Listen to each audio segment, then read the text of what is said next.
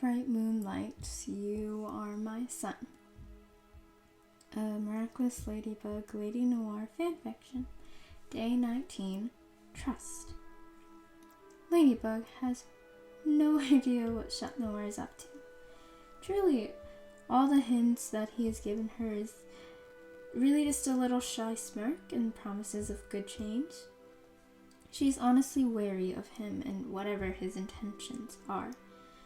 Despite herself and doubts, she goes to their usual meeting spot at the very time he asked her to arrive at, 11:30 p.m. It's considerably earlier than most of their other meetings, although those are unplanned. Ladybug hopes that a early time means an early bedtime. God knows she could use a couple more hours of sleep today. She's exhausted from school, from being Ladybug, and from bearing her soul to Chat Noir a week ago.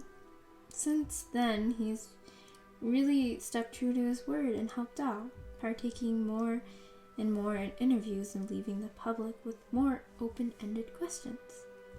It is all in his own way of making her feel less suffocated, and if she's being honest, it is working.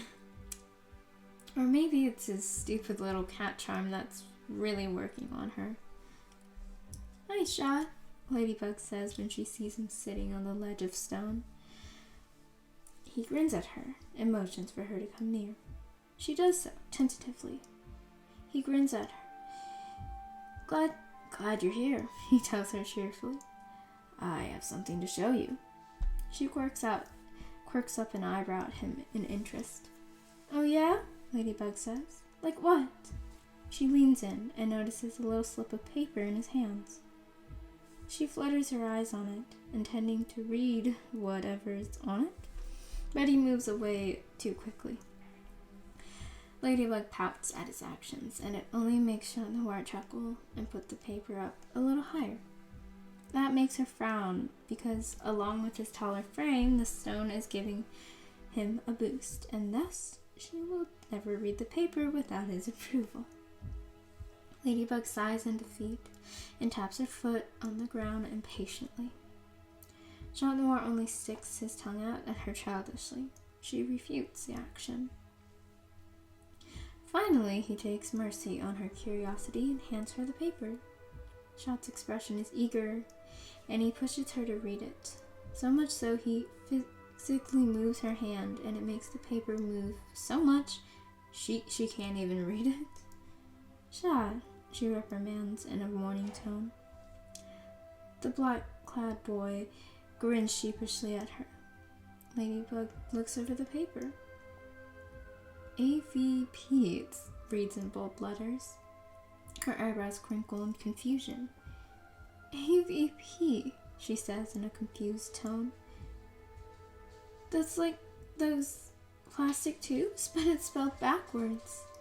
Chat shakes his head and sighs like a major disservice has just occurred. "No," he tells her, snatching the paper back up. "AVC. Akuma Victim Protection," he said in an aspirated tone of voice. "It's to help the city. I got the mayor to form it. Basically, when there is an Akuma attack, they are directed to 3 sessions at AVP with some of the other past akumatized victims. It's to manage their trauma from being an akumatized victim. Normally that's our job, but..." His voice trails off, and suddenly, Ladybug understands why he's doing this. He's doing that. There are trained therapists and psychologists who can do a much better job than us. They can actually help because they studied that stuff. And for the repeated victims, they can also find out what the core issues are. It can really lower the amount of Akuma attacks in the future. I mean, we know you can fight off the Akumas because, it's been done before." In the middle of his sentence, it's almost like time stops. Ladybug feels her heart grow so big, it nearly explodes. Chat Noir did this for her. Yes, it helps the city, but he did this and warned this and got the mayor to agree to this to make things better for her. The feelings swell in her chest, and God, she's never felt so much love for one person or from one person before. Some amazing feeling wells up in her, and it's like a dam just breaks. At once her eyes water and flow down her cheeks. Chat Noir notices and just promptly panics. Oh my God, what's wrong? Is it too much? Are you okay? He freaks out and grabs her face with 2 hands to wipe away the tears. His eyes are fluttering with worry as they search for whatever the cause of her crying is. Ladybug can't help but laugh. It perplexes him. She can't even gather herself to explain. No, it's okay. It's good crying, she tells him with a smile.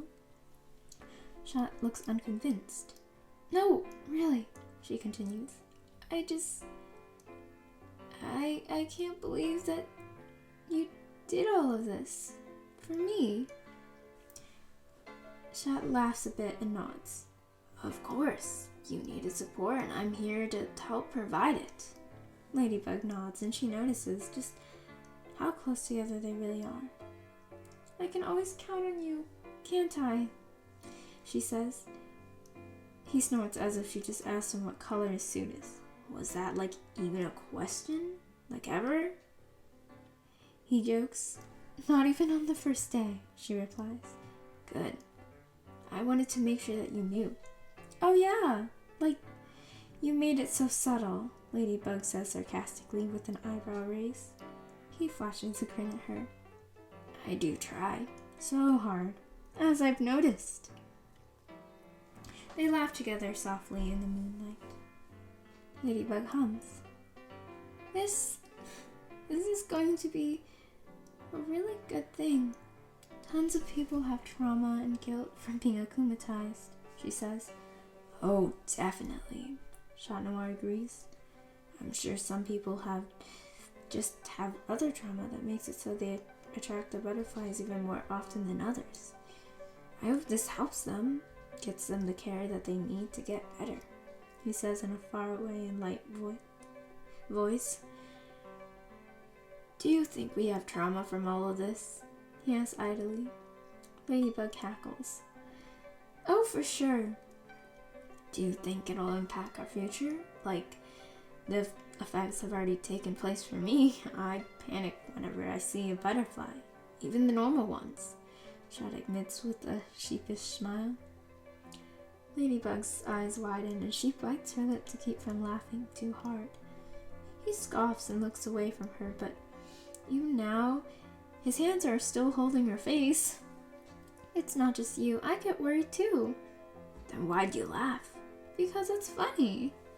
And, well, it really is. She knows this isn't a normal childhood, for lack of a better word. But in a way, she's so thankful for everything she's gone through. Without it, she wouldn't have met Chat Noir. Ladybug looks over to the statue of them.